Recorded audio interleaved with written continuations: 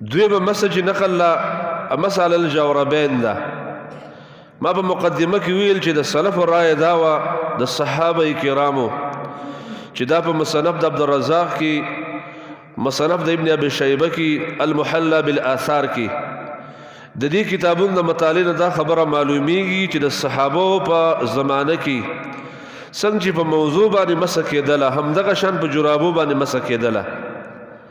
صحابو د جرابو او د موضوع په منځ کې فرق نه وایه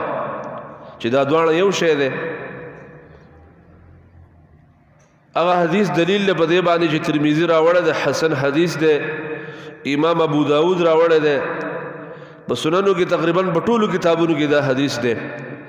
مغیره بن شعبه وی رضی الله عنه چې نبی صلی الله علیه وسلم اودس وکړو او د هغې نه وروسته نبی اسلام مسه وکړه په جرابینو باندې او د پیزار د پاسه مسه وکړه. دا حدیث امام ترمذی راوړی دی مسأله الجوربین والنعلین کې او سند بالکل حسن او روغ رمټ سند دی. بل هغه مشهور حدیث دی د ثوبان رضی الله عنه،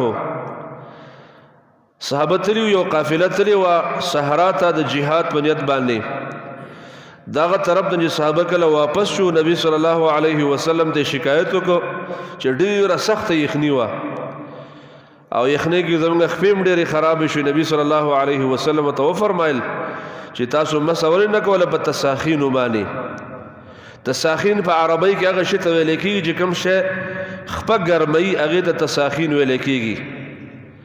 کوم ملګري سعودي عرب کې پاتې شوي ماء السخن هغه اوبو ته ویل کېږي چې ګرمې اوبه یې هغو ته ماء السخن وایي.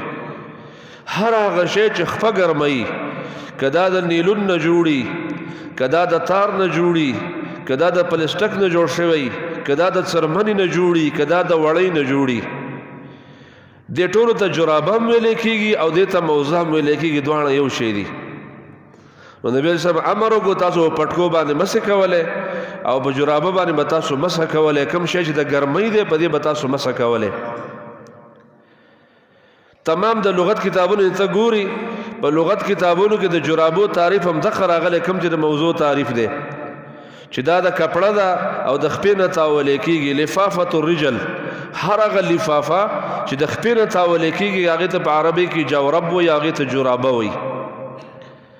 کوم ملګري چې په عربو کې پاتې شوي هلته دا وړې وړې ګوتۍ چې کومې دي هغو ته هم هغو جراب وایي. هغه مشهور حدیث چې نبی صلی الله علیه وسلم هجرت کاو او هغه د نبی اسلام د اوبو او د خوراک چې کوم لوښی و او هغه چې به کومه ګوتۍ کې اچولی و نو هغه ګوتۍ ته به جراب ویله کېدله چې موږ هغه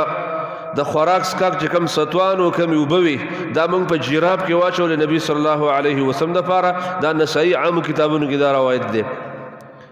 نو جراب او جراب په لغت عربی کې هر هغه لفافې ته وایي، هر هغه ګوتۍ او کڅوړې ته وایي چې هغه په خپه باندې اغوستلی کېږي. برابره خبره به دې کې سوری وي هم پې مسح کېږي،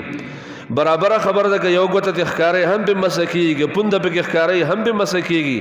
خو چې د جرابي یا د موضع اطلاق په دې باندې کېږي او په عرف کې دې ته جرابه او موضع ویلی کېږي، په دې باندې مسح کېږي او د الله رسول په دې باندې مسح کړ ده. دیو نه صحابو په دور کې دا فرقونه نه و چې دا جرابه پیړه جرابه ده په دې به مسح کېږي، لکه څنګه چې ملیانو فرقونه لیکلي یو مل مزل په دې باندې چې کېږي هله پې مسح کېږي، پنډۍ سره اوبه له راټینګېږي هله پې مسح کېږي، دا به اوبه نه جذب کوي هله پې مسح کېږي. دا قسم شرطونه چې کوم دي دا خود ساخته دي، دا د رستنو علماو لیکلي دې دپاره د جرابو باندې د موضوع تعریف صادق شي په دې نوم باندې کړي دي. لیکن صبح چې سړی حدیث مطالعه کوي په دې باب کې 4 احادیث دي په دې سننو کې او تقریبا چې ته آثار د صحابو شمارې نو د 18 صحابو یا د 16 صحابه کرامو نه د جرابو مسح نقل لاندې زموږ سره کتابونه پراته دي. په دې خطبه کې دا ټولې حوالې نه ویلې کېږي نیمه ګنټه کې، هغه موږ جمع کړ دي. یو رساله هم را جمع کړ ده زموږ سره کوزه پرته ده، هغه رساله ملګرو ته میلاوېدی شي. نو هغه د 18 صحابه کرامو نه د جرابو مسح نقل بغیر د دې فرقونو نه، بغیر د پیړیو د نری د قید نه، بغیر د خپو د ټینګېدو د اوبو د جذب، دا قیدونه په یو څیز کې نشته دی. دیو نه حدیثو کې دا قاعده ده، دا واوره: کل شرط لیس فی کتاب الله فهو باطل. هر هغه شرط چې د الله رب العالمین په کتاب کې نو قرآن او حدیث یو شرط نو یې خدای یو مسلې د پاره نو دا شرطونه به باطلی د علماو چې کوم شرطونه لیکلي دې ته به ګورو که د قرآن او د حدیث سره برابر دا شرطونه او په دې به عمل کوو که چېرته د کتاب او سنت سره دا شروط برابر نه نو موږ په دې باندې مکلف نه یو په دې شرطونو په منلو باندې دا مسله یاد کړئ ساده پښتو کې تاسو هغه علماو ته ویلی شئ چې هغه وایي په دې جرابو بس نه کېږي نو د هغو نه دا تپوس په ساده الفاظو کې کولی شي نبي صلی الله علیه وسلم په زمانه کې ته ماته جرابه راوښیه په کومه جرابه به هغو مسه کوله وی نه چې دا جرابې نه دي هغه جرابو کې یو شردار اذا کان مجلدین پیړې جرابې به او منعلین او لاندې به د څرمن لګېدلي او اوبه به نه جذب کوي او د پنډۍ پورې به کلکېږي دا قسم شرطونه چې کوم لیکلي ملیانو به د کتابونو کې شته موږ ته معلوم دي د دې یو شرط دپاره هم دلیل من الکتاب والسنه د قرآن او د حدیث نه یو صحیح صریح دلیل نشته دی چې صحابو دا شرطونه لګولي یا محمد صلی الله علیه وسلم دا شرطونه لګولي یا په د تابعینو کې چېرته په صحیح سند باندې چېر دا شرط لګولی چا خیر القرون کې چا دا شرطونه نه لګول کوم شرطونه چې دې خلکو لګولي او کوم چې چا لګولي هغه هم سندن ثابت نه دي هغو ته منسوب دي دا شرطونه د ټولو کتابونو کې دا لیکلي په فقه حنبلي کې دي په فقه مالکي کې دي په فقه شافعي فقه حنفي کې دا شروط شته لیکن زمنګ دین د دې خبرې نه پاک دی زمنګ دین کې اصول دا دي چې قرآن او حدیث کې کوم شرط لګېدل او موږ هغه منو او قرآن او حدیث کې کوم شروط نو موږ دغه شرطونو پابند نه یو د الله رب العالمین په توفیق باندې دیو صحابو په سروج رابو باندې مسه کول د لپاره ډیر آثار راغلي تاسو هغه جهاد معلوم ده غزوه ذات الرقاع چې دا مشهور غزا په اسلام کې ذات الرقاع د ذکر ویل کېږي چې صحابه کرامو د خپل خپو پر ټوټې تاوي کړې وي ټوټې ځکه پیاده مزلې وي داسې مزیدار بوټان پاسته د څرمنو بوټان یا د پلسټک بوټان او چاینه بوټان دا زمانه نه وه بلکې بخپو باندې عامې ټوټې تاوي کړې او د خپو نه یینې روانې وي نو ځکه دې ته غزوة ذات الرقاع ویل کېږي هغه غزا چې صحابو د خپو پورې د لاسونو پورې ټوټې تاوي کړې وي دا هغه غزا ده او دا تصور غلط دی دا عقلي تصور دی وګوره ته چې په دې زمانه کې ښه مالداره خلک ته په جوماتونو کې ییني د هغو پوندې شاته شلېدلي دا معلومه خبره ده چې دا زمانه د ډېر توسع زمانه ده الله ډېره پراخي راوستې ده مال وافر مقدار کې دی د جرابو جوړه په 50-50 روپۍ باندې ملاویږي هم د ډېرو مالدار خلکو ګوتې ښکاره کېږي تاسو لیدلي د ډېر مالدار خلکو پوندې سورۍ دي تاسو لیدلي نو هغه زمانه چې د غربت زمانه او د صحابو په دور کې چې یوه جوړه به د ناوې جوړه دا په ټول کلي کې یوه جوړه وه مدینه کې څومره کورونه وو په دې ټولو کورونو کې یوه جوړه د ناوې وه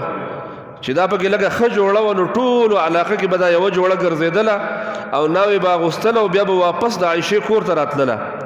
بیا به عایشې دا جوړه وینځله په بکس کې به یې کېښودله چې بله جنۍ به مدینه کې ودېدله بیا به دا جوړه وله ورکوله بیا به 2-3 ورځې پس دا جوړه بیا عایشې ته واپس کېدله بیا به چې بله جنۍ ودېدله دا جوړه به بیا مدینه کې هغه ورکوله هغه زنانه له نو دا د جوړو حالو او دا د صحابو حالو چې په مانځه کې چې ودرېدل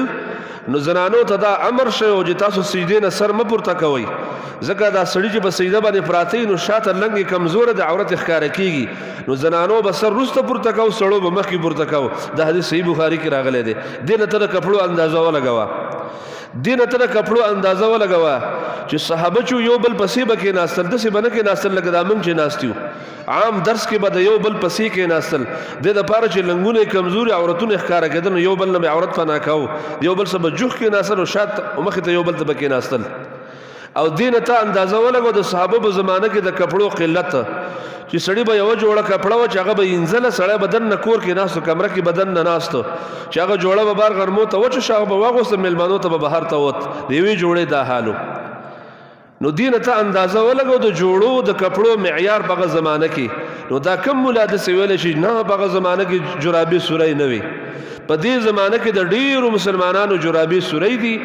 او دا د توسع د پراخۍ زمانه نو په هغه زمانه کې به خامخا جرابې سوری وي نو دا شرطونه لګول چې نه جرابې بالکل سوری نه دا شرطونه بالکل خطا دي او کمزوري دي په سوری جرابو باندې هم مسه کېږي